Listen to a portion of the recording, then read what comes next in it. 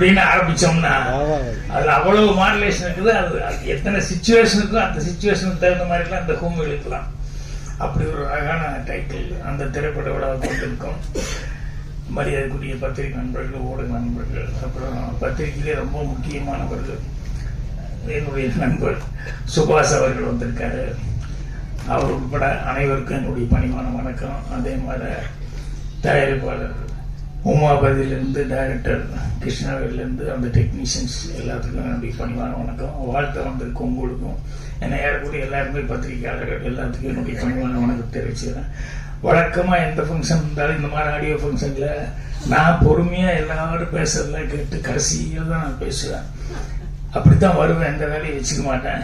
இன்னைக்கு குடும்பத்தில் ஒரு நிகழ்வு, அது போகலைன்னா பெரிய தகராறாகி போகும்.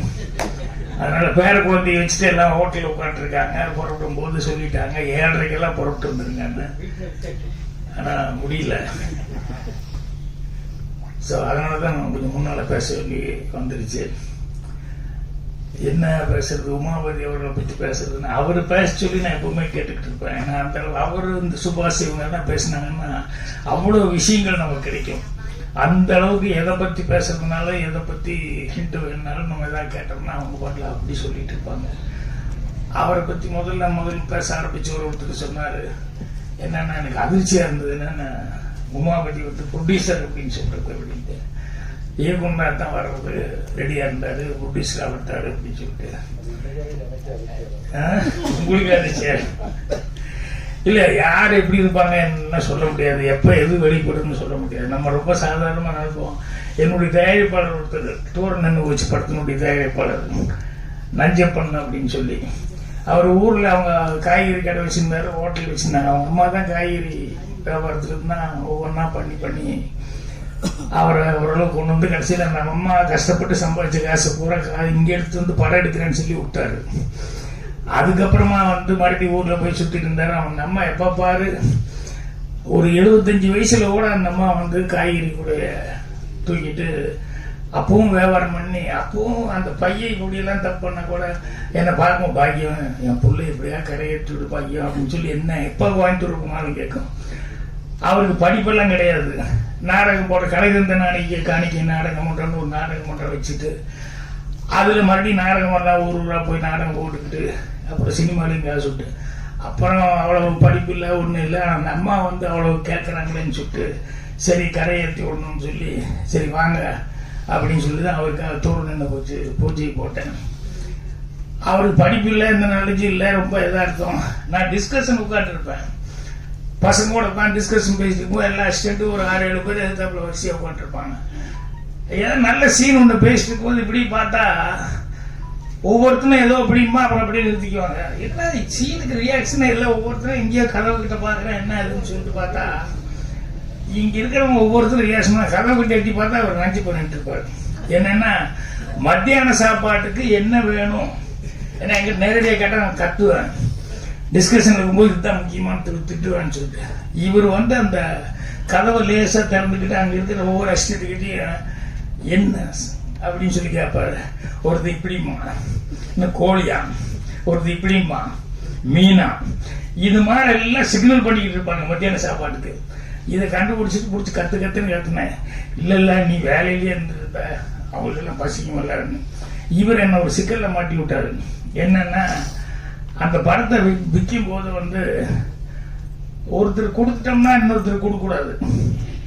இவர் வேற எங்கேயோ வியாபாரம் பண்ணும் போது எஃப்எம்எஸ் ஏதோ வித்துட்டாரு. அந்த படத்தை ஓவர்சீஸ் கொண்டு போய் ஒருத்தர் கொடுத்துட்டாரு. அப்ப இவர் கூப்பிட்டு என்கிட்ட என்னங்க உங்க ப்ரொடியூசர் இப்படி பண்ணிட்டாரு, என்னன்னா இப்படி ஓவர்சீஸ் இப்படி வித்துட்டாரு அப்படின்னு சொன்னோன்னு எனக்கு ரொம்ப என்னடா இப்படி போய் மாட்டிக்கிட்டு வந்து ஒரு விஷயம் தெரியாம ஏதாவது பண்ணிட்டாரு, ஒரு படிப்பு இல்லை எதாக்குமா தெரியாம பண்ணிட்டாரு அப்படின்ட்டு. இல்ல என்னதான் இருந்தாலும் அவர் வந்து இங்க வர சொல்லுங்க, தெரியாம பண்ணிட்டாங்க சொல்ல சொல்லுங்க அப்படின்னு. அப்படி இங்க இருந்தவங்க அவர் அனுப்பிச்சுட்டு போங்க சாரி சொல்லிட்டு வாங்க. இவர் போனோடனே அங்க கேள்வி கேட்டுருக்காரு, என்னன்னு எதுக்கு என்ன கூப்பிட்டுட்டீங்க, இந்த மாதிரி ஓவர்சீஸ் நீ எப்படி விற்கலாம், ஓவர்சீஸ் விற்க கூடாது, ஏற்கனவே கையெழுத்து போட்டு கொடுத்துட்டியா அப்படின்னு. இவர் ஓவர்சீஸ்னா என்னன்னு கேட்டிருக்காரு. இந்த ஓவர்சீஸ்னா கடல் கடந்து போறது அப்படின்னு உடனே இவர் கேட்டிருக்காரு. கரெக்டா சொல்லுங்க, கரெக்டா தான் சொல்றேன். ஓவர்சீஸ்னா கடல் கடந்த நாடுகள் அப்படின்னு. இப்ப நான் எதுக்கு வித்தேன்னு சொல்லி என்ன கூட்டுறீங்க? ரஷ்யாவுக்கு வித்திருக்கேன். ரஷ்யாவுக்கு தர வழியா போலாம் தெரியுமா அப்படின்னு. இந்த கம்யூனிஸ்ட் கட்சியில் இருந்தாரு, அதனால இதெல்லாம் தெரிஞ்சு வச்சிருக்காரு. ரஷ்யா கடல் வழியா போலாம் தெரியுமா? இனி என்ன எங்கிட்ட கேட்கணும் அப்படின்னாங்க. இப்ப என்ன கேட்கறது? ஓவர்சீஸ் தானே கேட்க முடியும். ரஷ்யா கடல் வழியா போலான்னு சொன்னு ஒண்ணுமே கேட்க முடியும். அந்த மாதிரி அப்புறம் போயிட்டு வந்து என்ன மன்னிப்பு கேட்டீங்க? இல்ல எல்லாரும் எங்கிட்ட மன்னிப்பு கேட்டாங்க அப்படின்னு. யாருக்கு என்ன கெப்பாசிட்டி இருக்கு என்னங்கிறதெல்லாம் சொல்ல முடியாது. அப்பதான் எங்க வாத்தியார் சொல்லி கொடுத்ததெல்லாம் ஞாபகம். பாகிராஜ், நீ சந்திக்கும் ஒவ்வொரு மனிதனும் உனக்கு ஆசான், கண்டிப்பா நீ கத்துக்கொள்ள ஏதாவது ஒண்ணு இருக்கு, இதெல்லாம் ஞாபகம் வச்சுக்கோ அப்படிங்கிற. அதனால யாரை பார்த்தாலுமே நான் அப்படித்தான் பார்ப்பேன்.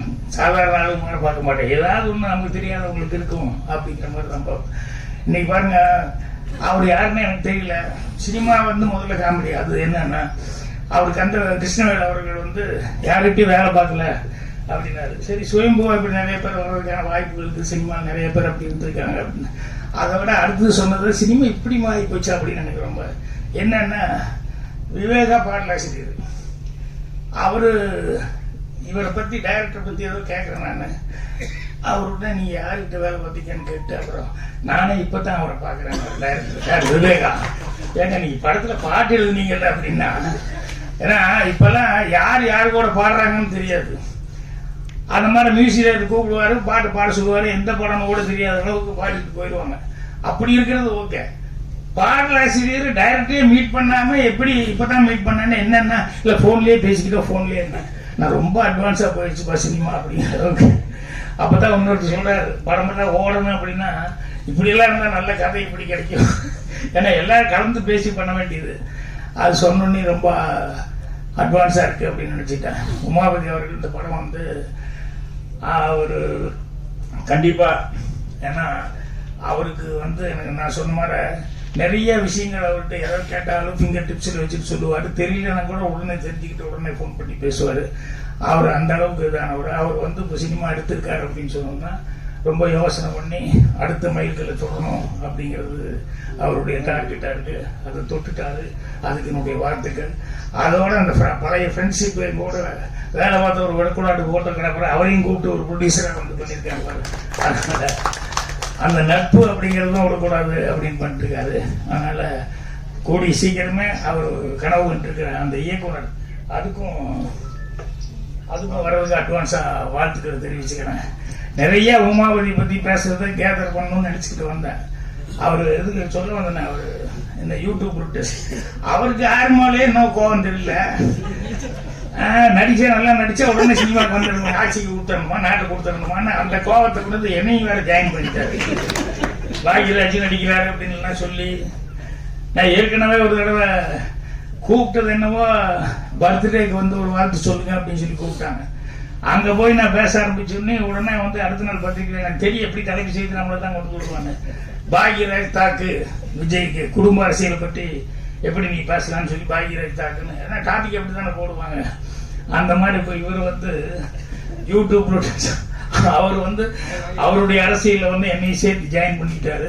பரவாயில்ல, இது பத்திரிகையாளர்களும் நிறைய பேர் இருக்காங்க. உமாவதி தயாரிப்பாளர் ஒரு பத்திரிகையாளர்னால இதெல்லாம் வரும், அது வரணும். அப்புறம் அந்த ஜீவா அவரு கூட நல்ல விஷயங்கள் பேசினாரு. ஸோ நான் அதுக்கப்புறமா கேசட் வாங்கி அவர்கிட்ட என்ன இருக்குன்னு பார்த்துக்கிறேன். இப்போ அவசரமா போடுறதுனால தயவுசெய்து யாரும் தப்பா நினைக்கிறாங்க. இன்னும் விவேகா எல்லாம் பேச வேண்டியது. ரொம்ப சந்தோஷம். மீண்டும் படம் சக்சஸ் ஆகணும். சக்சஸ் ஆனதுக்கப்புறம் ஏங்க கீழே இருந்தீங்க, நீங்க மேல வாங்க. நீங்க மேல வந்தாச்சு. என்னுடைய மனமார்ந்த வாழ்த்துக்கள் தெரிவிச்சுக்கிறேன். நன்றி, வணக்கம்.